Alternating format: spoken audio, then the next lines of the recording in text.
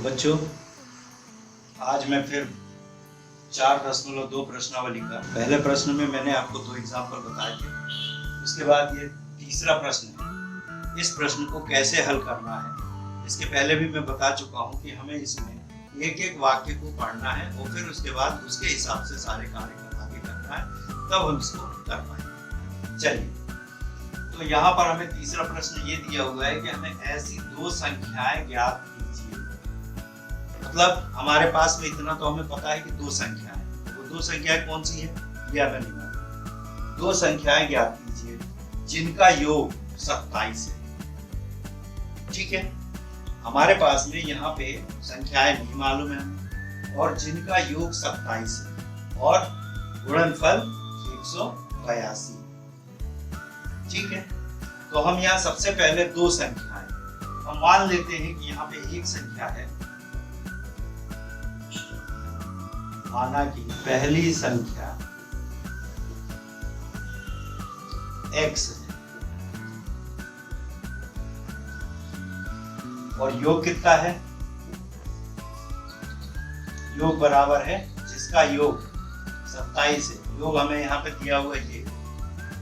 जैसे एक उदाहरण में देता हूं, यहाँ पे जैसे 10 है, 2 संख्याओं का योग 10 है और एक संख्या हमारे पास में 3 है, तो दूसरी संख्या क्या होगी?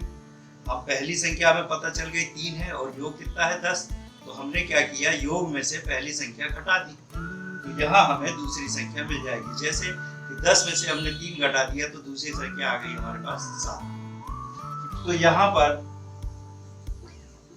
दूसरी संख्या होगी 27 में से x घटा दी। पहली संख्या हमारे पास x है, दूसरी संख्या हमारे पास 27 ऋण x। अब यहाँ योग तक हो गया। अब हम आगे बढ़ेंगे और उनका गुणनफल मतलब दोनों संख्याओं का, जो 2 संख्याएं हैं उनका गुणनफल, मतलब इसका और इसका गुणनफल। प्रश्नानुसार गुणनफल बराबर 182।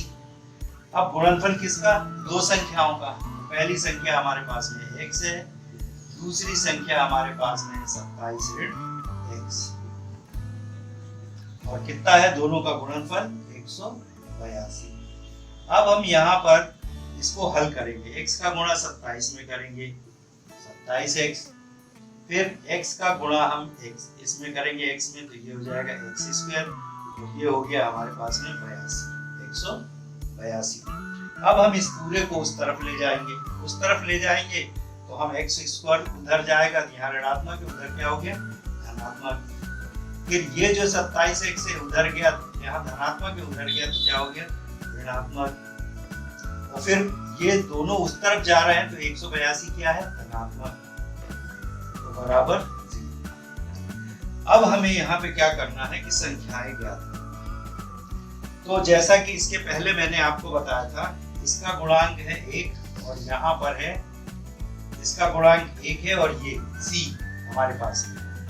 ये आदर्श समीकरण हमारे पास में है, ax² + bx + c = 0। a और c का गुणा करेंगे, यहाँ 1 है और यहाँ ये है, तो दोनों का गुणनफल कितना आया? 182। ठीक, अब 182 आया तो यहाँ पर हमें 182 के गुणनखंड निकालना है।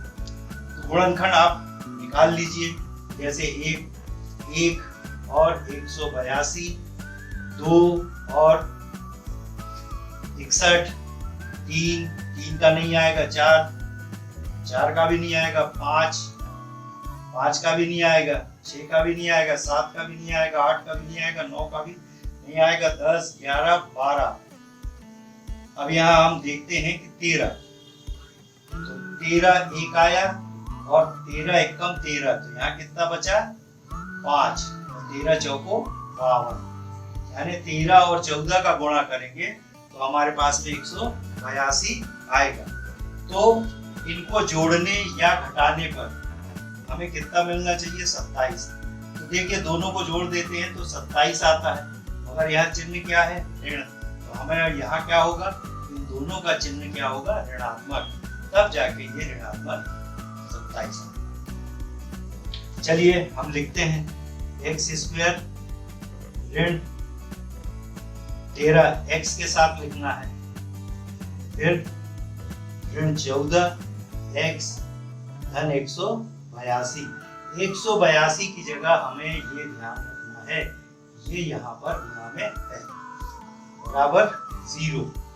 यहाँ से हम क्या कॉमन निकालेंगे, x, तो यहाँ बचेगा x, और यहाँ से x निकल गया तो क्या बचेगा 13।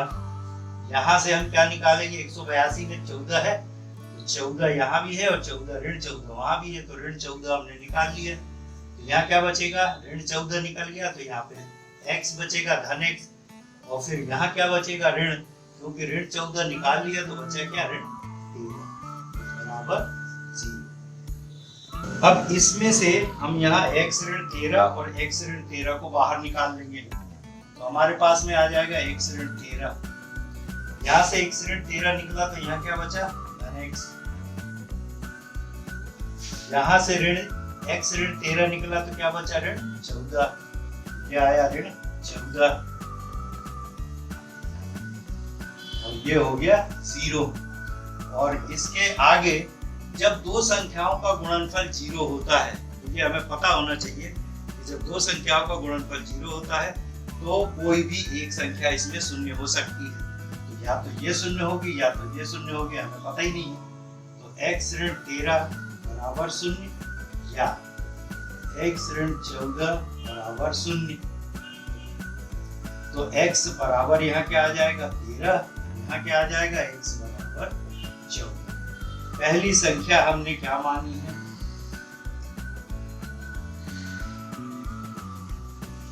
पहली संख्या हमारे पास में क्या है, x, यानी x बराबर 13। और दूसरी क्या आएगी हमारे पास, 27 ऋण x, 27 ऋण x, यानी 27 ऋण 13। तो हमारे पास में क्या बचेगा, ये 14।